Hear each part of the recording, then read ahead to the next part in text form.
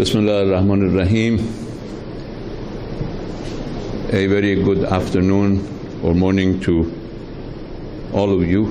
This is our third session, but before beginning, let me start by paying tribute to the people of Lebanon and expressing my deepest condolences to them for the heavy loss of life and serious damage to human beings as well as to property in Beirut, and express the hope that the people of Lebanon could overcome this huge calamity with unity and perseverance. Lebanon once again showed that emotions today are globalized. One of the things that we discussed last time. Let me just review what we discussed during the first two sessions, and I'll be very fast because we have a lot to cover today. We talked about the importance of transitional period. We discussed and presented a historical perspective, a conceptual perspective. We talked about practical measures that have been taken, including securitization and norm setting. We talked about miscalculations by small, medium, and major powers. And we also discussed the importance of cognitive transformation during the first session. We ended the first session by talking about miscalculations. Then we began our previous session by discussing the characteristics of the transitional period. We discussed its length. We discussed serious and intense competition and global turbulence. We also talked about fluidity during the transitional period. And within that concept of fluidity, we talked about fluid coalitions instead of long-standing alliances. And then we talked about globalization and how globalization has changed. And we ended our last session's discussion with the idea of globalization of security. We just discussed globalization of emotions in the situation in Lebanon, but last time we talked about globalization of security. How we cannot achieve security at the expense of insecurity of others. And that brought us last time to a brief conversation about the end of zero-sum games and the fact that zero-sum games will end up producing negative-sum outcomes. Let us start our today's discussion with a 3-minute animation for a change. Most of you may have seen the animation called Joy Story. It was produced in 2018 by a famous Australian animation group called Passion Pictures Australia. It was ordered by China to celebrate Chinese Year of the Dog. And many just disregarded it as Chinese propaganda. But let's watch with a different assumption. Let's examine our assumptions and watch. Maybe we learn something.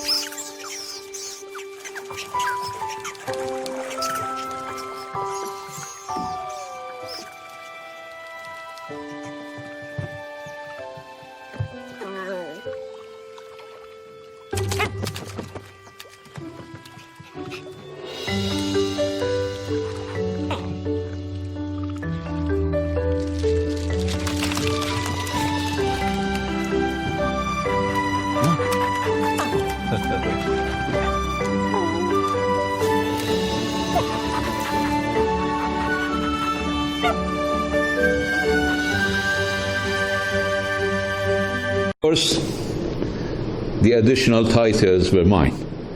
The original producers did not include them in the animation. It may have taken all the joy from watching it. It's a fairy tale. Actually, it's an animation. Sure. Idealistic. I don't know. What has the prevailing paradigm brought us? Over the last 2 centuries, the prevailing paradigm of exclusion, of rivalry, of zero-sum games, have brought us wars, have brought us misery, underdevelopment, has not brought anybody any security. Now, it is obvious that when everybody is playing zero-sum, nobody in their right mind would play positive sum. That would be basically sacrificing your interest in a world that is governed by a zero-sum approach. And that has perpetuated this paradigm. And this perpetuation has made us believe that this is a realistic understanding of human nature. This is a realistic understanding of the global environment. And that's why negative sums have been perpetuated. And that is why we haven't had any moment of peace over the last many decades. There, in fact, have been moments when the international community reflected on a possibility of a paradigm shift. Believe me, this happened. Brief moments of a positive sum approach. As I say, maybe when the diplomats tried all the wrong approaches, they finally came to the right approach. When they tried all the negative sum approaches, they came to a positive sum approach. One of them was, believe it or not, dialogue among civilizations. When President Khatami presented the idea of dialogue among civilizations to the General Assembly in 1997, it was at a time when the world was consumed by the idea of rushing to a unipolar world. The neoconservative idea of perpetuating, institutionalizing the US military dominance into an institutionalized unipolar world, which brought a lot of misery to the world. And people started understanding that. So when President Khatami presented the idea of dialogue among civilizations, and the General Assembly welcomed it in 1997, the Secretary General of the United Nations established a group of eminent persons, 18 people from across the world, from the US, from Russia, from China, from the Arab world, from Iran, from Europe, most of them Nobel Prize winners and very prominent thinkers. They produced a book called Crossing the Divide. And this is 2001. Let me read from you a passage from that book. This is 2001. The book was actually completed in 2000. The processes of globalization are giving birth to a new paradigm of global relations. Equal footing, reassessment of the enemy, dispersion of power, stakeholding, individual responsibility, and issue-driven alignments. The current reality is a mosaic of the old and the new. The elements of the new paradigm are already there, but to a certain extent, we are blinded by the old paradigm, which prevents us from seeing what is emerging. End of quote. This was from a book written by 18 eminent persons. Now, if you believe that was the product of some intellectuals, let me read to you from a resolution that was adopted that year based on that book by consensus by the General Assembly of the United Nations. The resolution is called Global Agenda for Dialogue Among Civilizations. It is UN document A/Res/56/6, adopted by consensus by the UN General Assembly. It was officially adopted in November, but in fact it had been discussed and agreed upon in June, before the 9/11 tragedy. And let me read from Article 1 of that resolution. And this was adopted by consensus. Nobody voted against it. Nobody even asked for a vote. Dialogue among civilizations is a process between and within civilizations, founded on inclusion and a collective desire to learn, uncover and examine assumptions, unfold shared meanings and core values, and integrate multiple perspectives through dialogue. End of quote. This was a brief moment of history where the international community came to the realization that a paradigm shift was not just necessary, but in fact an emerging reality. But an emerging reality that had and has its extremist enemies. Now, there was another brief moment, and I'm being proud to be a participant in both these brief moments during my time as a member of the group of eminent persons in the Secretary General, and then as the person who drafted that resolution. And then the newer, most recent example is JCPOA. During basically 12 years of confrontation of zero-sum game, the United States contended that Iran should not have even a single centrifuge. And Iran contended that it was none of the US business. It was a zero-sum game. They believed that we should not have any centrifuges, and Iran believed that it was none of their business. What was the result? When the United States started this zero-sum game, Iran had 200 centrifuges. When the United States came back to the negotiating table in 2012, Iran had 20,000 centrifuges. So a net loss for the United States of 19,800 centrifuges. But on the other hand, when this zero game started, Iran had +7 growth. When we went to the negotiating table, our growth rate was -7. So a zero-sum approach led to a negative-sum approach. We decided, for a brief moment of history, which proved to be actually a brief moment of history, that a zero-sum approach will continue to create more difficulty for both sides. That is why we tried to set a common objective, rather than two opposing objectives, a common objective. And that was to make sure that Iran's centrifuges would produce peaceful nuclear material.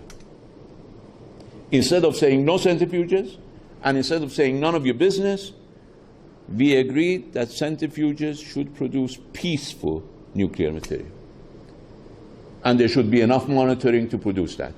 From a negative sum, we moved to something that everybody could claim victory for. The United States claimed that it had destroyed Iranian nuclear weapon capability, but Iran never wanted nuclear weapons. We were just moving in two opposite directions, whereas we could have made those two opposite directions into a joint cause. And let me read to you again the brief moment of paradigm shift in Security Council Resolution 2231. Believe me, nobody was naive. Everybody knew that they were entering a very dangerous game. And that is why we wrote a 159-page document rather than the 2-page document that the US president held when he had an agreement with another party. In Resolution 2231 it says, affirming that conclusion of the JCPOA marks a fundamental shift in consideration of this issue and expressing its desire to build a new relationship.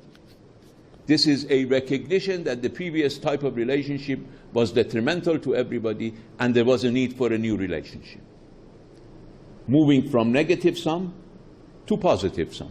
That is Iran having its nuclear program, but making sure that the concerns of the West, if there were any, with regard to the peacefulness or exclusively peaceful nature of the nuclear program, were met.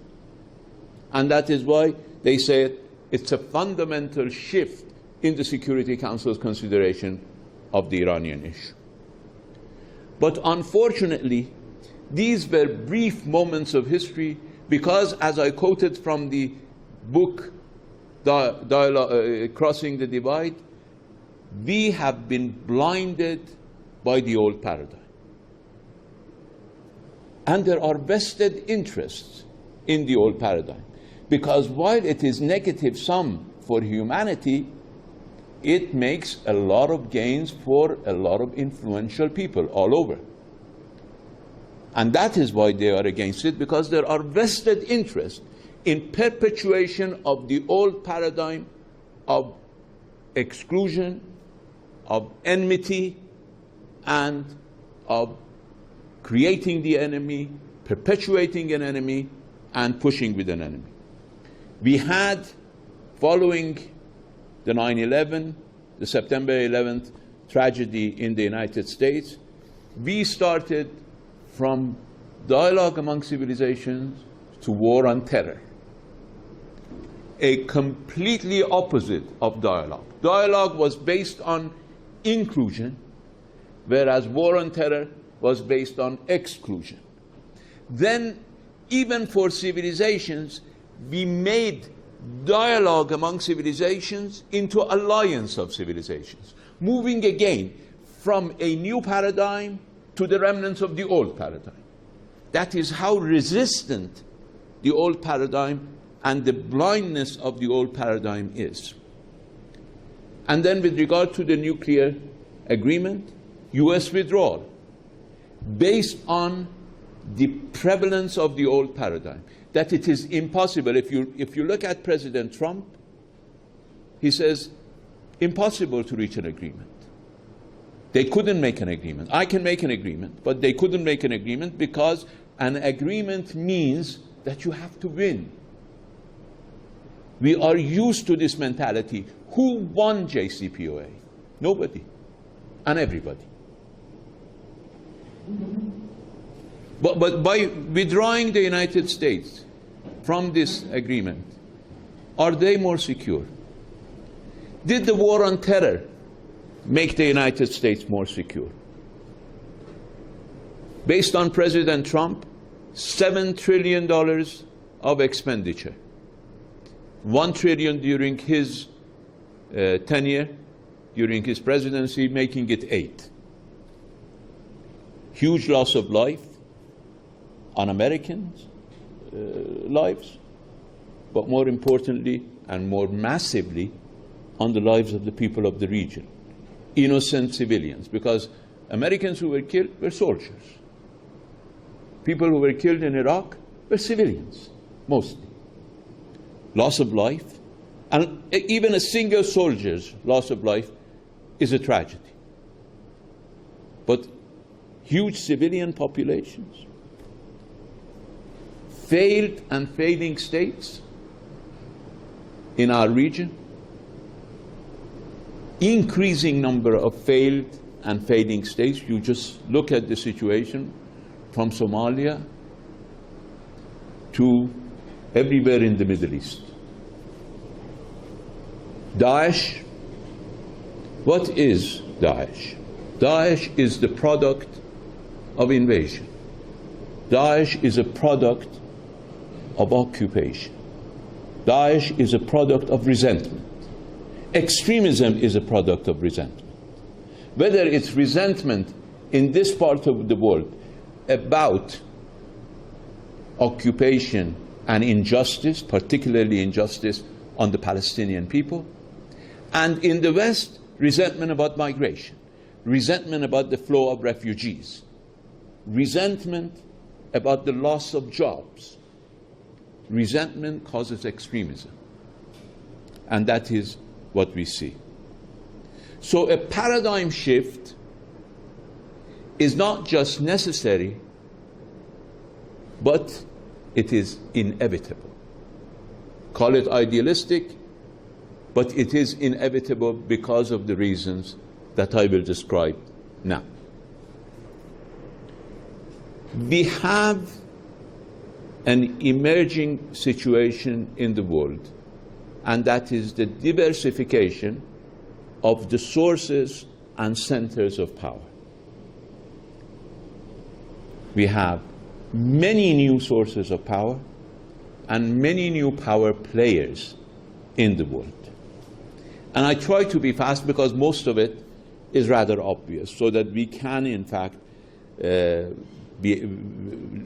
finish this discussion today and move to the next discussion, which is end of hegemony, next time, I hope. Well, we have material sources of power. Military power is the most obvious one.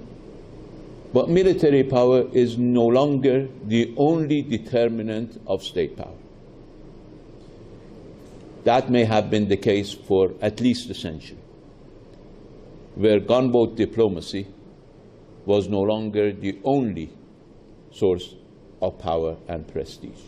The number of tanks, the number of gunboats did not determine a state's power. Don't get me wrong, it doesn't mean that military power has lost its relevance. Military power has lost its monopoly. Two different things. Relevance and monopoly are two different things. We need to differentiate, because sometimes people create a straw tiger and immediately hunt it. Don't make a straw tiger. Monopoly of military power is gone, long gone. But relevance of military power is still there. Some people, by securitizing, want to make this relevance predominating relevance. And I discussed that last time, how the United States has tried since the end of the Cold War to securitize all issues in order to take advantage of its military superiority, which far exceeds its superiority in other areas, in order to be able to institutionalize and perpetuate its predominance. So military power is important, but not the monopoly. Economic power. Obviously, economy has become an important player in the power of states. Some of my colleagues say, just look at somebody's GDP and you will see how important they are in the global situation. I believe that is part of the truth, not the entire truth. As the military power is not the determining factor in your global position, the economic power, your GDP, is extremely important, becoming more important, but not, again, the determining factor. And that is why we are moving into a new world. Technology is another important aspect of power, more and more important. And maybe technology, edge, will determine the future power status in the global community. Particularly now that in the area of technology, the United States is no longer the source of all technology. In the past, US was the source and others were copying. Today there is a fundamental transformation. Other countries, particularly China, in the area of, let's say, 5G, in the area of Internet of Things, IoT, in the area of artificial intelligence, is now not simply copying from the United States, but producing technology. And that becomes a new and extremely important component of the power situation in the next phase. And obviously, technology is not the monopoly of state.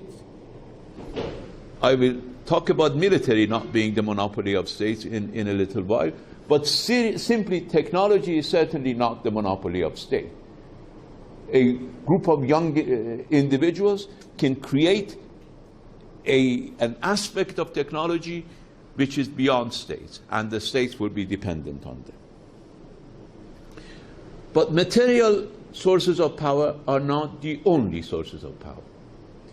We are moving into, and this is not my creation, we are moving into an era of ideational power. Ideational power is an area where newcomers into the global power do play an important role. Now, let me give you my definition of various sources of ideational power. Obviously, the normal, customary definition of ideational power is to be able to represent your views by others and to get, as they say in the United States, to attract hearts and minds. But let me try to be a little bit more elaborate on ideational power. I think ideational power can be achieved by identity. Now, identity and chauvinism are two different things. And we need to be careful not to confuse identity and chauvinism, not to confuse identity and extremism. Identity is to be able to have a solid standing on who you are and to discuss, to exchange, to interact with others based on who you are. You never stand in front of a mirror and argue with yourself. Nobody wants to argue with themselves. If you try to be a replica of others, they might show that they like you, but they'll never respect you. Because it's not worth even talking to you. So identity becomes an important aspect of power, of ideational power. With identity comes respect. Respect for yourself and obviously mutual respect. Because without respect for yourself, you cannot have respect for others, and without respect for others, you cannot have respect for yourself. Another source, important source of power, which many tend to forget in order to gain material sources of power, is legitimacy. Legitimacy by your own people, acceptance of a government by its own people, as well as acceptance globally. That has become an important source of power in a globalized world where information is globalized, emotions are globalized, and legitimacy has become a globalized commodity. Inspiration. If a country, a group of people can be a source of inspiration for others, can be a source of emulation for others, that gives them type of power that would be extremely important. Then you come to the area of diplomacy. Diplomacy itself can produce power. And that is not a new phenomenon. Diplomacy in the course of history has provided power for states. But today, diplomacy takes a new dimension, and that is consensus building. Because we have moved from a world dominated by certain actors, and even those actors need others in order to gain legitimacy, because unilateralism does not provide legitimacy. Even the United States, when it wants to act unilaterally, it tries to portray that it is acting multilaterally. Remember the war against Kuwait.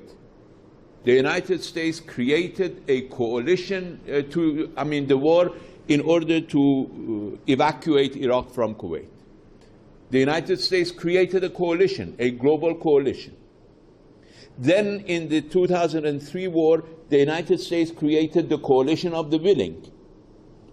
In the coalition of the willing, nobody contributed militarily to the United States. That is, there were some countries whose forces in Iraq needed protection by the United States. So from a military perspective, the United States was not gaining anything from their presence, but actually spending military assets in order to protect them. But why did they do that? Because you cannot gain legitimacy unilaterally. You need multilateral coalitions, multilateral groups to gain legitimacy. Today, you see that the United States, in order to push this resolution in the Security Council, is pushing countries to support it, even to the point of issuing a statement on behalf of GCC without its members knowing it. That is the importance of legitimacy through coalition. And that is why diplomacy and consensus building in a globalized world becomes an important instrument of power. So we discussed how we have diverse sources of power, not just military, not just material sources of power, but also ideational sources of power. Then we move to another area of diversification, and that is diversification of power actors, those who exercise power globally or at least transnationally. Here we face an extremely important phenomenon which everybody needs to recognize. Monopoly of states as the sole players in the international arena is long gone. In international law, we used to study state as the object of international law and everything else as subjects of states and international law. I do not think that characterization holds any longer.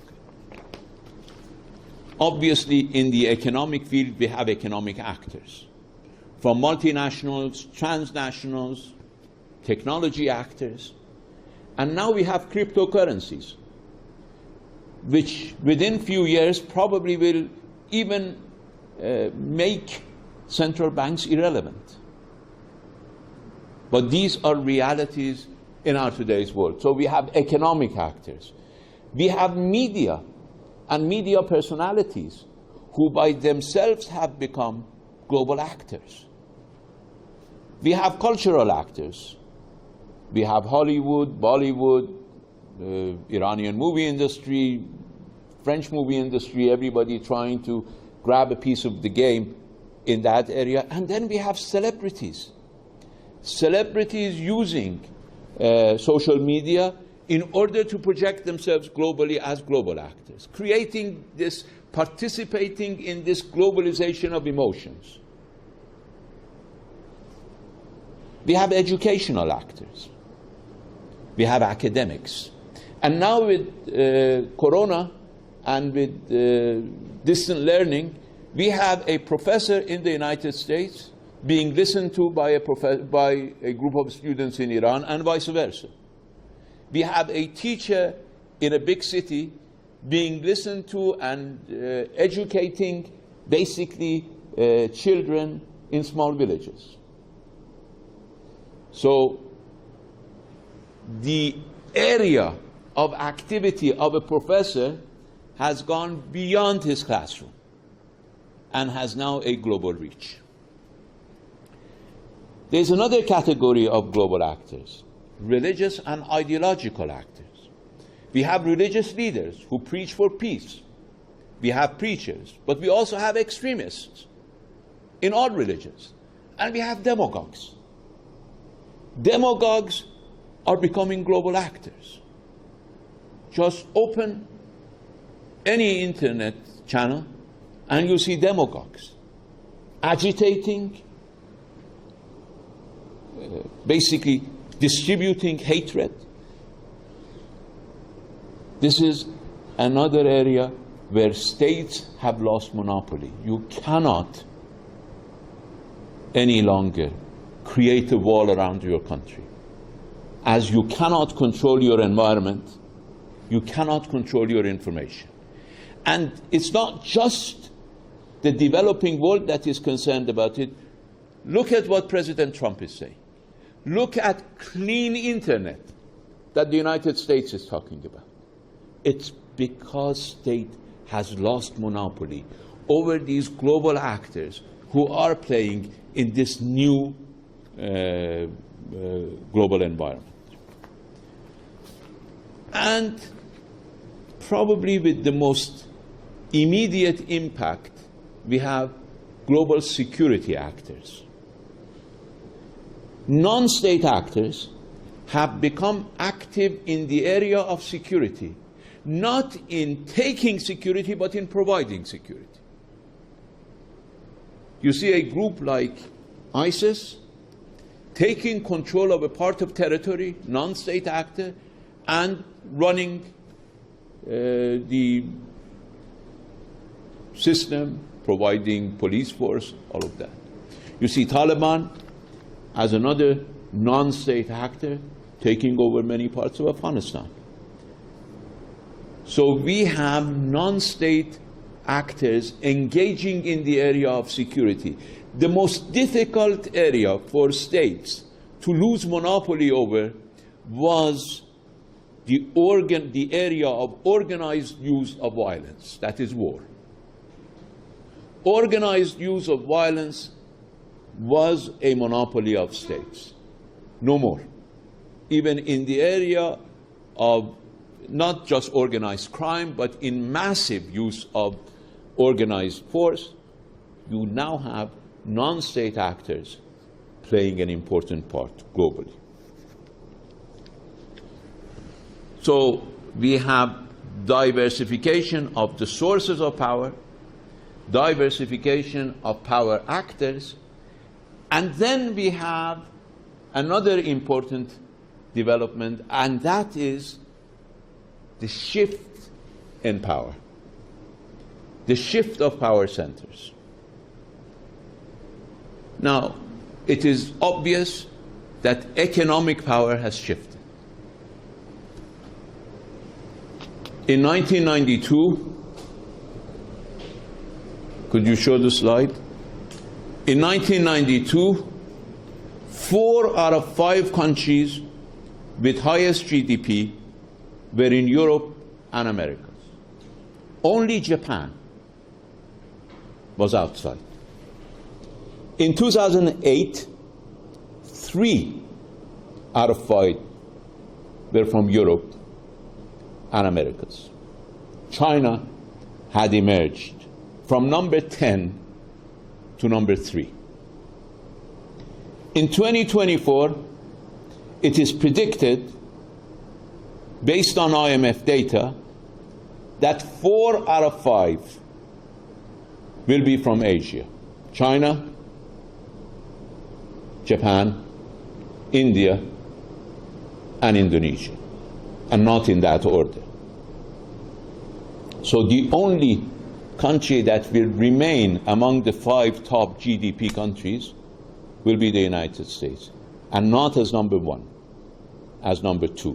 India will be number 3, Japan will be number 4, followed by Indonesia, and even number 6 will not be a Western European country, it will be Russia. So it shows that the economic power centers are moving from the West to the East. But as important as economy, the monopoly of the West in international relations is evaporating. Until recently, whatever you saw of significance in the global arena was either happening in the West or being controlled by the West. So, let me repeat. All developments with a degree of significance were either taking place in the geography of the West or within the political domain of the West. That is, the West controlled what was happening. Whether it was in Africa, whether it was in the Middle East, it was controlled by the West. That monopoly is fading. And it has been fading for a while. First, because developments are global in nature.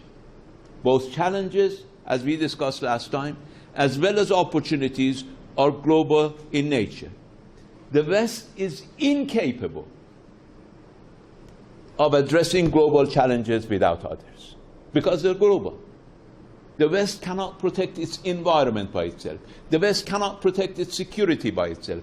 The West cannot protect its social cohesion by itself because it cannot control migration. It cannot control environmental degradation. I'm not predicting Western demise. I'm simply saying that the West is not the only player in the world. I need to discuss this a bit more. We are a bit behind, but it is now the end of our session. So I'll discuss the issue of the loss of monopoly, not the loss of relevance. Again, I'm talking about the loss of monopoly when I talk about economy, when I talk about military, and when I talk about the West. I'm not talking about the loss of relevance. I'm talking about the loss of monopoly. And the West is losing its monopoly, and we are imagining a post-Western world, and this is not me saying that. This is the Munich Security Conference saying that, but we will discuss that next time. Thank you.